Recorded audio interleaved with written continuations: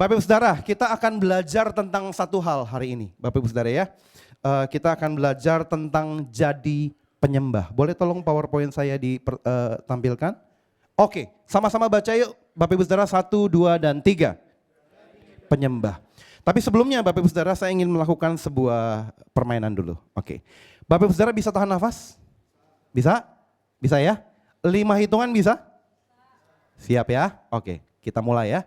Tarik nafas, tahan, 1, 2, 3, 4, buang. Aman? Aman. 10 bisa? Bisa ya? Ush, mantap Bapak Ibu Saudara. Siap ya? Siap. 1, 2, 3, tarik nafas.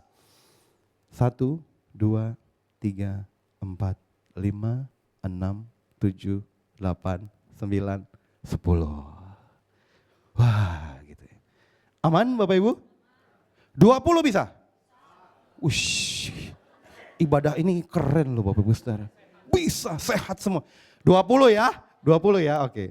Siap ya? 1, 2, 3, tarik.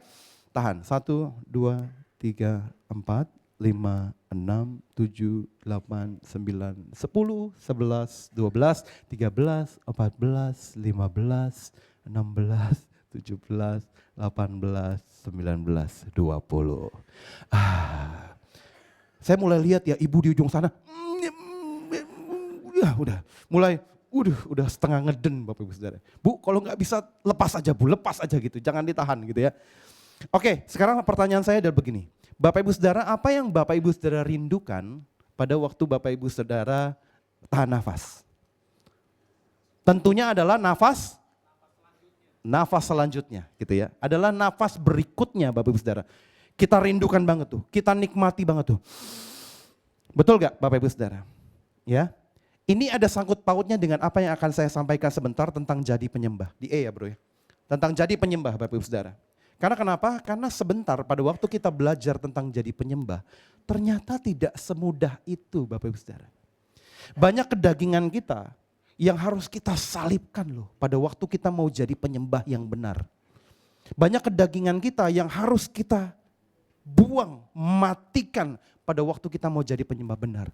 Oleh sebab itu butuh yang namanya kerinduan, butuh yang namanya semangat.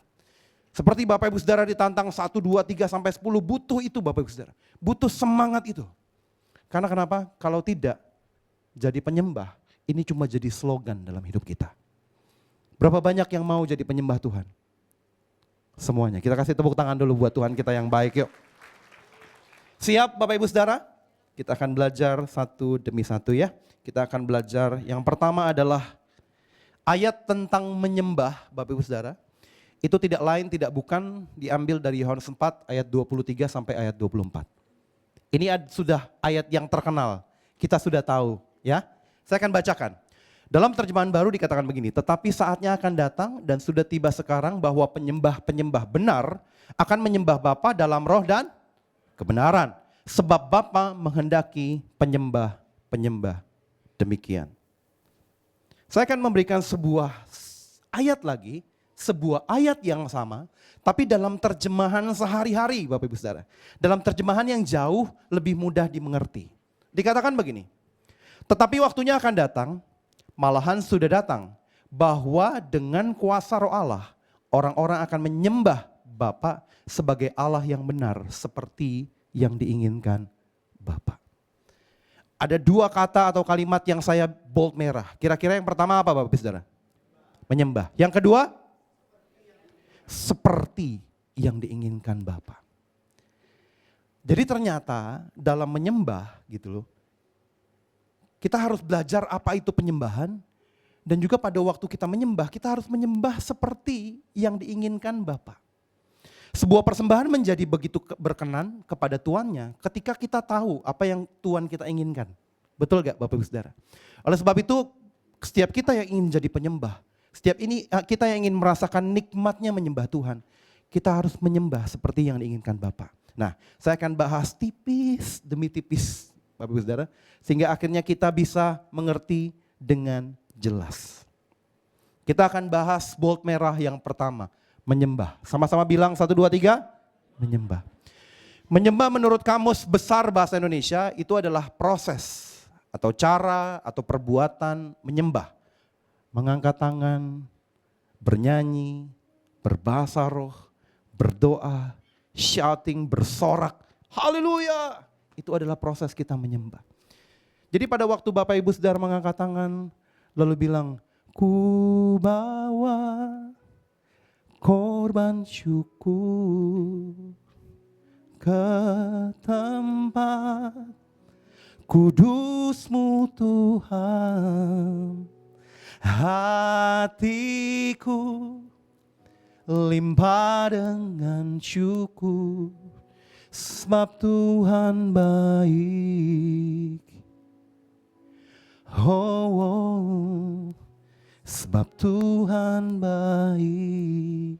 Pada waktu kita menyembah, kita mengangkat tangan, itu bukan hanya sekedar untuk memeriahkan suasana dari ibadah Bapak Ibu Saudara. Tidak, itu adalah sebuah proses atau cara untuk kita menyembah Tuhan. Tetapi masalahnya adalah tidak berhenti sampai situ Bapak Ibu Saudara. Kalau menurut KBBI, ada arti yang kedua yang akan saya bahas lebih dalam, yaitu kedua, pemujaan. Bicara menyembah, bicara tentang memuja, mengagumi Bapak Ibu Saudara. Bapak Ibu Saudara tahu ini gak? Nah, siapa ini Bapak Ibu Saudara? Semuanya bisik-bisik, Pastor Petrus bukannya, Pastor Petrus bukan Bapak Ibu Saudara. Ini adalah, tahu Bapak Ibu Saudara? Jangan belaga nggak tahu Bapak Ibu Saudara, apalagi yang wanita. Jangan belaga nggak tahu. Dosa ini gereja loh Bapak Ibu Saudara kalau nggak tahu. Namanya siapa? Kim Son Ho. Dia main film Can This Love Be Translated di Netflix Bapak Ibu Saudara. Kalau nggak salah saya punya teman yang suka sekali sama dia. Kalau nggak salah dia sempat terkena kasus ya waktu itu ya. Sehingga akhirnya filmnya di stop. Saya lihat ada beberapa ibu-ibu yang gitu ya. Kasusnya stop. Pada waktu di stop itu banyak wanita sedih loh Bapak Ibu Saudara. Tetapi pada waktu dia main film ini lagi, wanita tuh seperti kena baptisan Roh Kudus Bapak Ibu Saudara. Langsung wah, Kim Son Ho gitu ya. Langsung wah gitu. It's okay Bapak Ibu Saudara. Seneng dengan sesuatu orang lihat, wah ganteng ya. Nyanyinya bagus ya. Tampan ya gitu. Wah tinggi ya, putih ya. It's okay Bapak Ibu Saudara.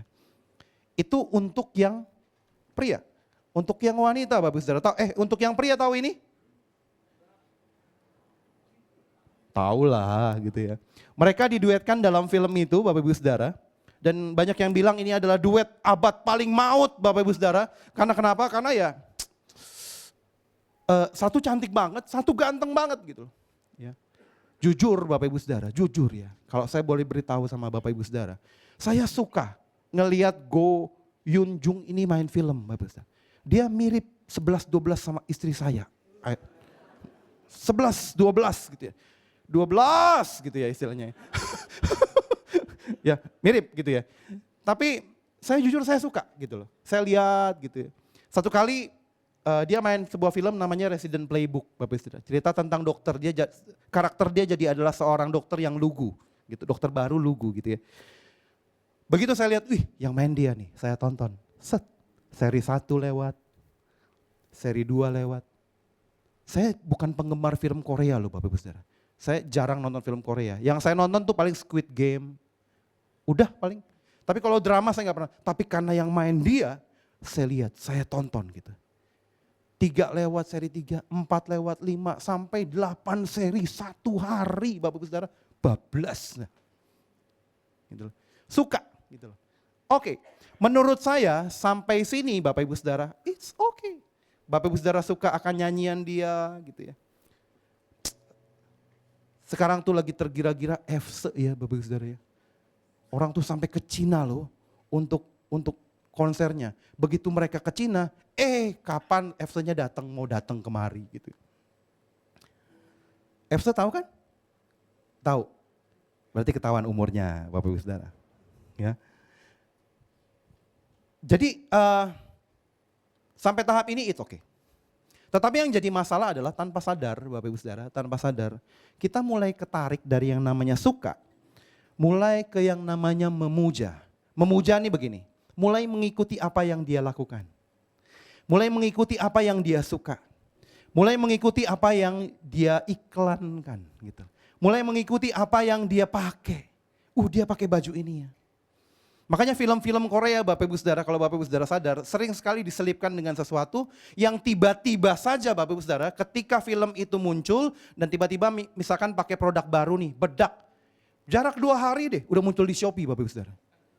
Jarak 2 hari, 3 hari sudah muncul di Shopee. Bedak Korea di film ini. Misalkan gitu. Karena kenapa? Karena orang tuh ketarik tanpa sadar, tadinya cuma suka. Mulai masuk ke memuja.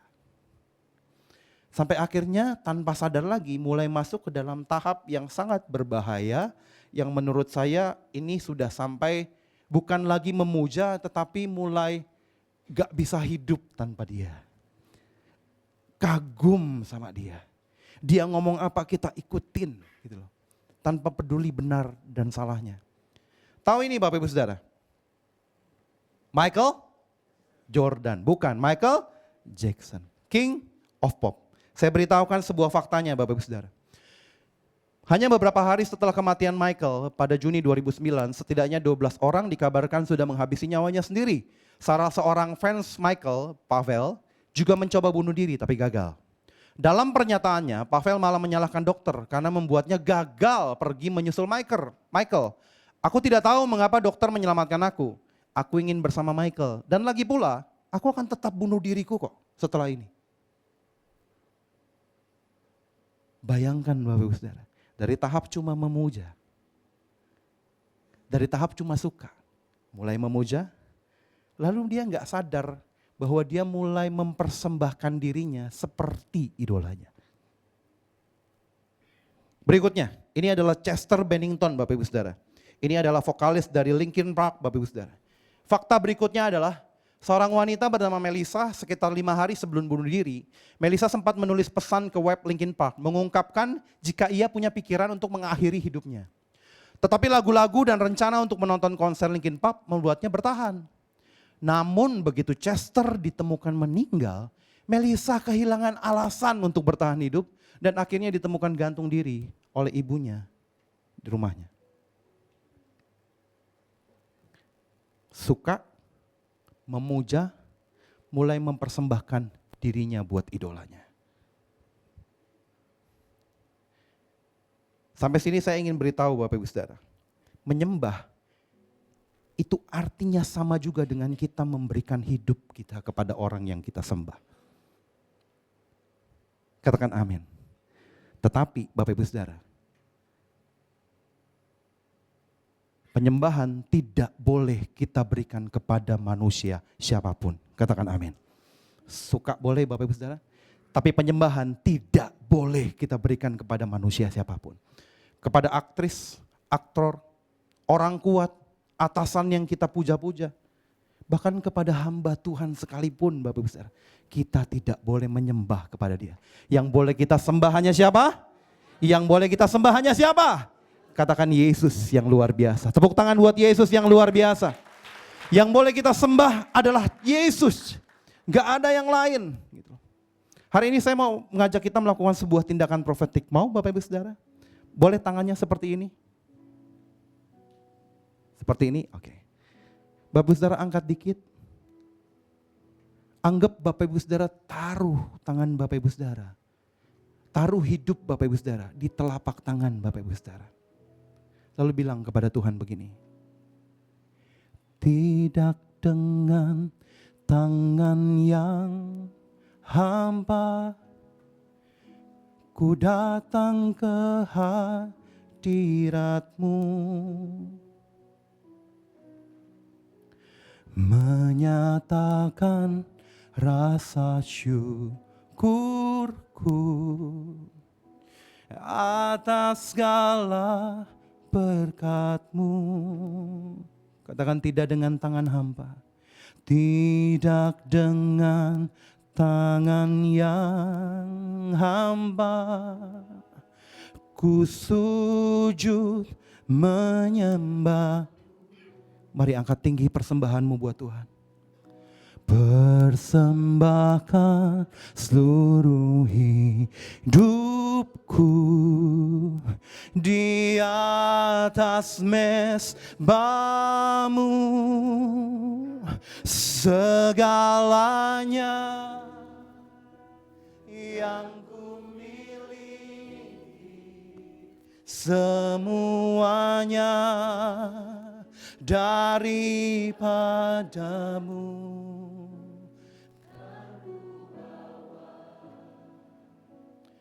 Persembahanku yang terbaik hanya bagi.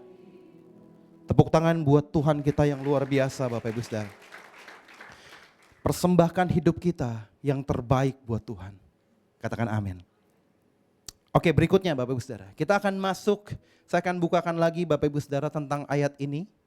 Kita akan masuk ke dalam pembedahan yang kedua Bapak Ibu Saudara. Ada kata yang saya bold merah, ada kalimat yang saya bold merah. Itu apa? Seperti yang diinginkan Bapa. Jadi bagaimana caranya kita jadi penyembah-penyembah yang benar? Pertama kita menyembah seperti pada waktu kita belum mulai ibadah ini Bapak Ibu Saudara. Tapi dengan rasa bahwa kita persembahkan hidup kita buat Tuhan, hanya buat Tuhan. Yang berikutnya adalah kita harus menyembah seperti yang diinginkan Bapa. Pertanyaannya adalah begini, apa yang Tuhan inginkan? Betul kan? Tuhan maunya apa sih? Satu kali pada waktu pertanyaan ini saya lontarkan di sebuah jemaat, tiba-tiba ada yang berseru, banyak! Yang Tuhan inginkan itu banyak! Gitu. Ya, Bapak Ibu Saudara, ada benarnya. Tetapi izinkan saya memberikan sebuah analogi ini ya, agar Bapak Ibu Saudara mengerti bahwa ternyata yang Tuhan inginkan itu simple, Bapak Ibu Saudara. Saya seorang kepala rumah tangga, Bapak Ibu Saudara. Saya mempunyai seorang anak, saya mempunyai seorang istri. Anak saya namanya Excel Brevi, istri saya nama Irene Valida Josia. Brevi ini suka sekali main musik, Bapak Ibu Saudara. Tetapi kalau dia main musik, yang saya sebel adalah begini. Tiap kali dia main musik di studio, dia selalu tidak mau beresin lagi, Bapak Ibu Saudara. Jadi kalau dia main bass gitu ya, dia belajar drum, sekarang dia belajar keyboard, lalu dia belajar bass. Begitu dia belajar bass, kan bass diambil di tempatnya tuh. Set, udah gitu dia ambil kabel kan. Set, udah gitu dia pasang, dia rangkai, dia masukin speaker, setelah selesai dia main. Ya main. Setelah selesai, lalu dia taruh bassnya bukan di tempatnya lagi, kabelnya bukan di tempatnya lagi, dia geletakin aja langsung di bawah gitu. Blek. Gitu. Nah saya sebenarnya, saya sebagai kepala rumah tangga Bapak Ibu Saudara, saya tuh mempunyai satu kemauan, yaitu adalah rumah tuh rapi. Rapi itu dalam arti bukan rapi terlalu gimana Bapak Ibu Saudara. Cukup begini, kalau ambil barang, balikin lagi ke tempatnya. Udah begitu aja. Supaya nanti kalau seandainya saya pingin cari atau istri saya pingin cari, kita tahu tempatnya ada di mana. Ya. Akhirnya saya bilang sama Brevi, kalau habis main beresin lagi.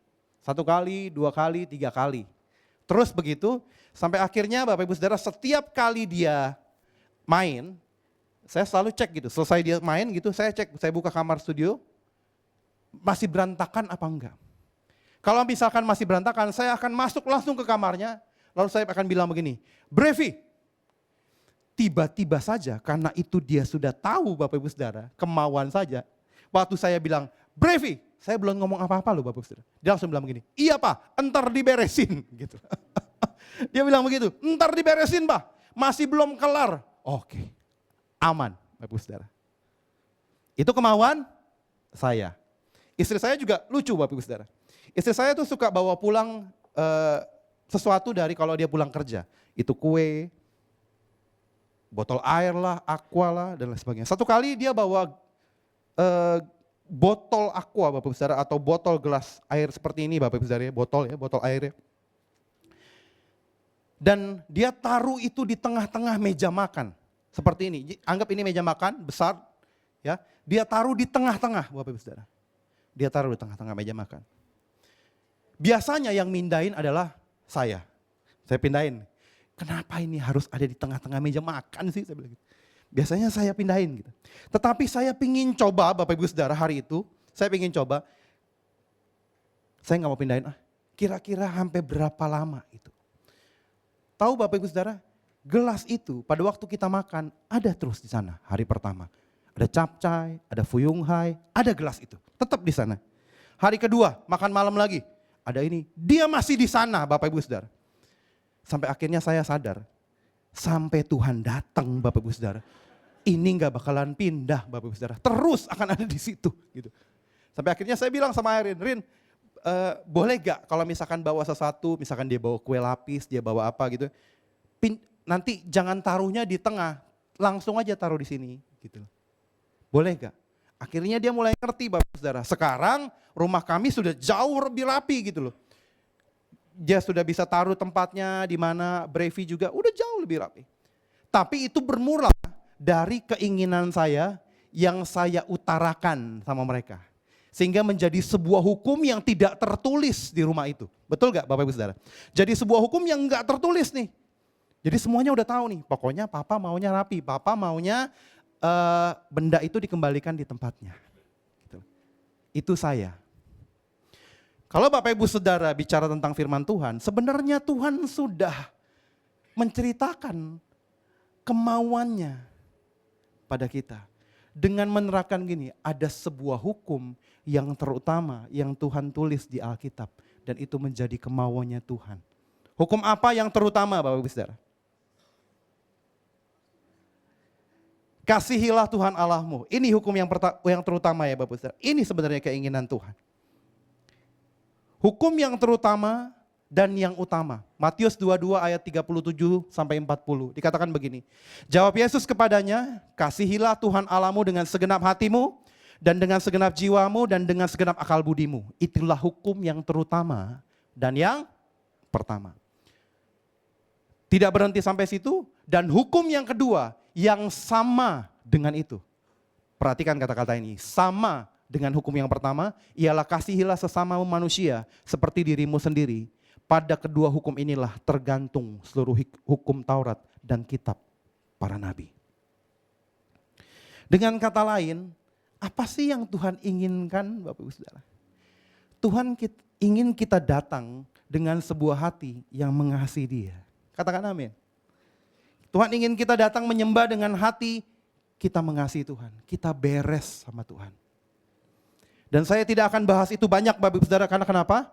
Karena semua kita yang datang ke tempat ini, itu semua pasti karena kita mengasihi Tuhan.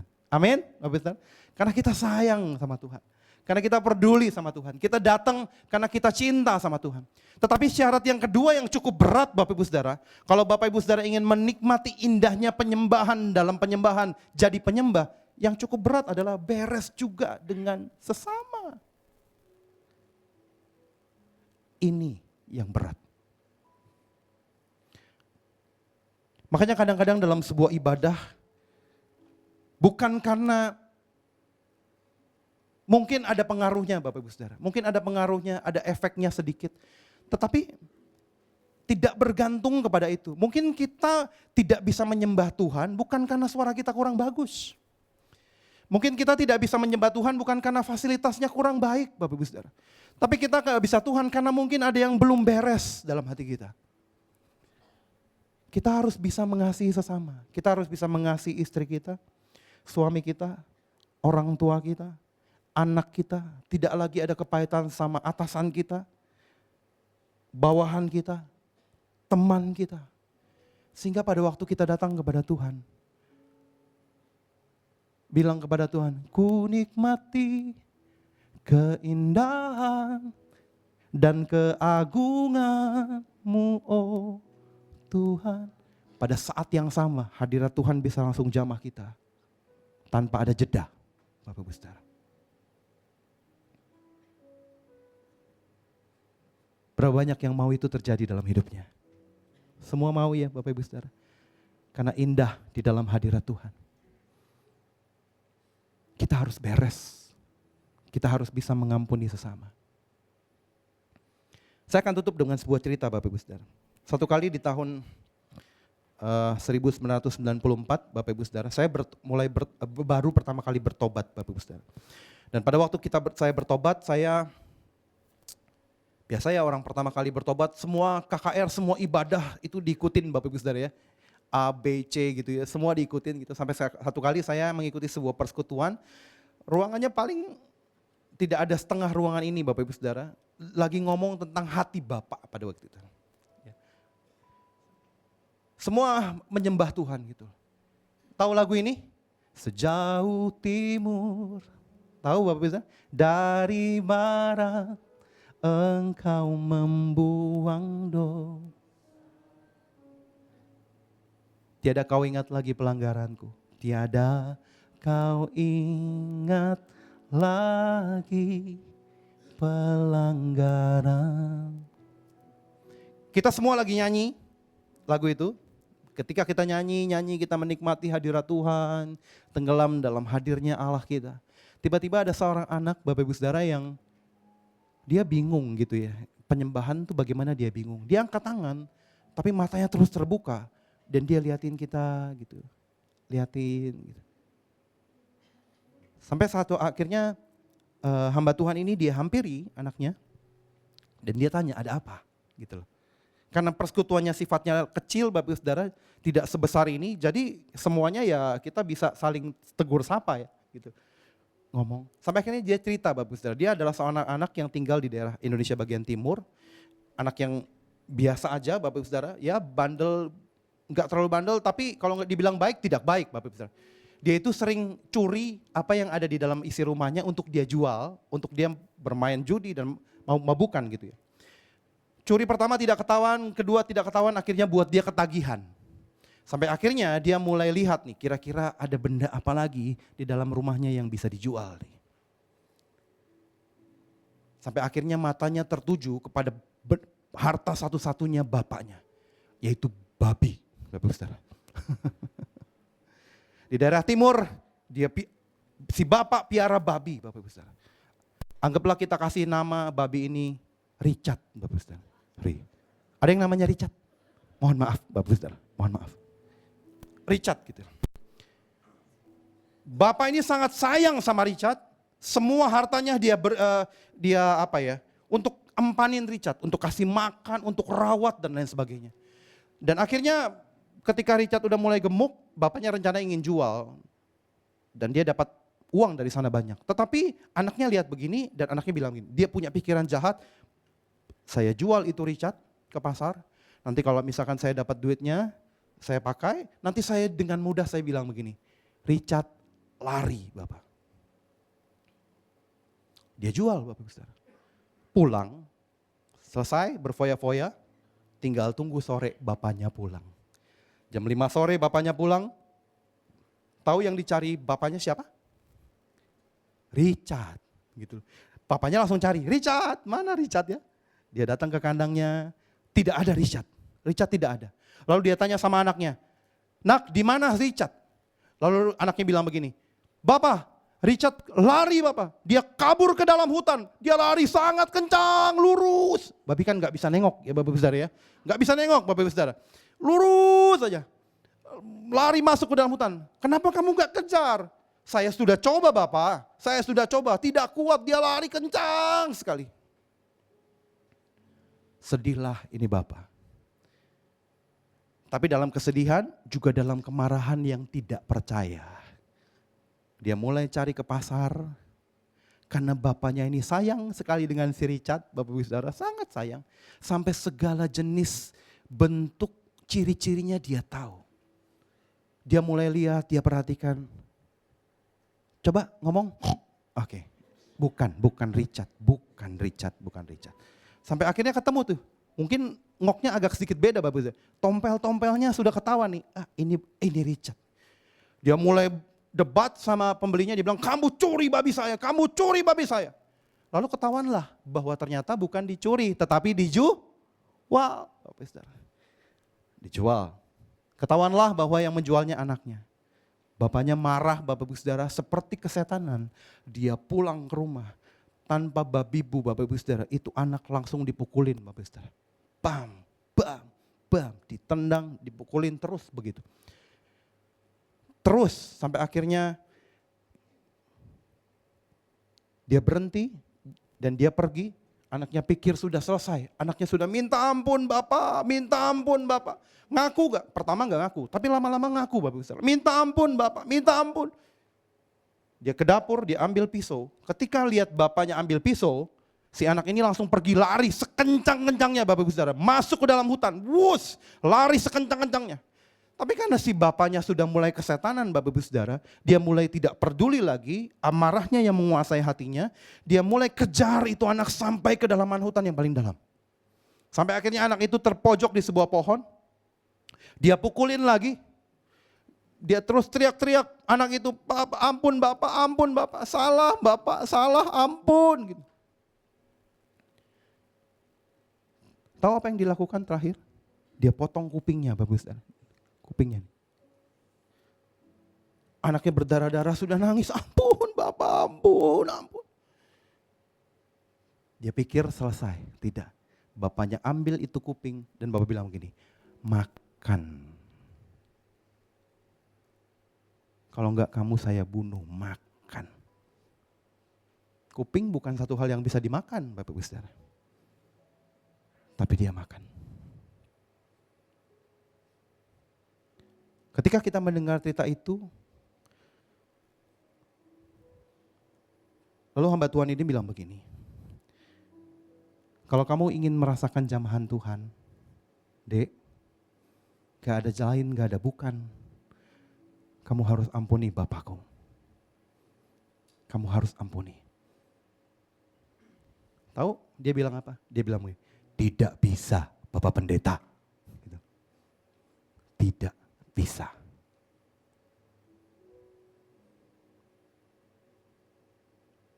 Lalu kita semua mundur dan kita mulai nyanyi. Betapa besar kasih pengampunanmu Tuhan. Tak kau pandang hina hati yang hancur.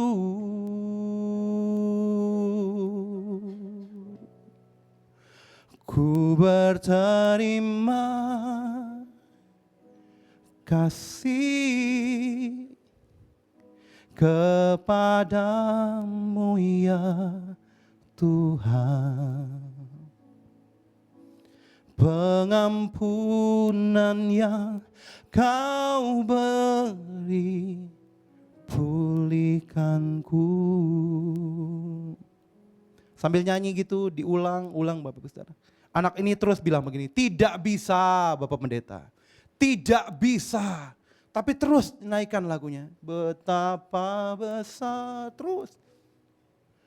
Kasih tidak bisa Bapak Pendeta. Terus begitu. Sampai satu kali teriakan tidak bisa. Berganti dengan sebuah kata-kata yang begitu sangat tragis. Dia bilang, aku ampuni Bapak.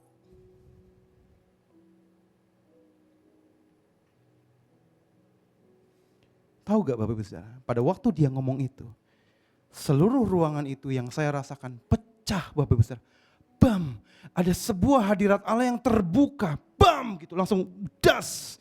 Kita langsung rasakan hadirat Allah kuat, kita langsung rasakan kasih Allah kuat, kita langsung rasakan damai sejahtera yang begitu rupa kuat, bam, semua langsung menangis, semua langsung campur aduk perasaan bersukacita, perasaan haru, perasaan kita dilawat Tuhan semua, bam, dalam satu waktu itu Bapak Ibu Saudara. Pada waktu dia ucapkan itu. Jadi gak ada lain, gak ada bukan. Kalau kita mau alami lawatan Tuhan dalam hidup kita. Berapa banyak yang mau pada waktu kita angkat tangan, kita langsung bisa rasakan Tuhan. Berapa banyak? Berapa banyak yang mau pada waktu kita di kantor, kita pejam mata sebentar, lalu kita bilang, Tuhan terima kasih. Kita nyanyi misalkan sebuah lagu, kita langsung bisa rasakan Tuhan. Bas, gak ada musik, gak ada keyboard, gak ada apa-apa pun. Kita langsung bisa rasakan Tuhan. Berapa banyak yang mau? Itu bicara tentang jadi penyembah. Berarti kita harus beres. Katakan amin. Dan beres ini gak mudah Bapak Ibu Saudara. untuk mengampuni orang-orang yang menyakiti kita sangat-sangat tidak mudah. Tapi percayalah, Tuhan Allah tahu tangismu. Dia tahu jeritmu. Bapak Ibu Saudara, satu kali saya pernah diberikan sebuah pemikiran bahwa kenapa sih Tuhan Yesus butuh 33 tahun untuk akhirnya baru mati. Kalau pengorbanan hanya bicara tentang darah tercurah, kenapa enggak pada waktu bayi, lalu setelah dia bayi lahir, langsung aja mati. Das, darah tercurah, langsung korban diselamatkan dong. Betul gak Bapak Ibu Saudara? Tapi kenapa butuh 33 tahun? Karena Tuhan mau rasakan sakitmu tuh kayak apa. Dia mau rasakan sedihmu kok kayak apa sebagai manusia. Dia ingin rasakan rasa dikhianati, rasa tertolak, rasa yang tadinya dielulukan dipanggil guru, guru. Lalu tiba-tiba dalam sehari semua menolak dia dan tidak kenal dia. Tapi yang luar biasa, setelah itu semua terjadi, ketika disalib, dia masih bilang begini, ampuni mereka semua Tuhan. Ampuni mereka semua. Oleh sebab itu Bapak Ibu Saudara, mau gak hari ini kita beres? Yang mau katakan amin. Yang mau katakan heeh. Kita kasih tepuk tangan dulu buat Tuhan ya.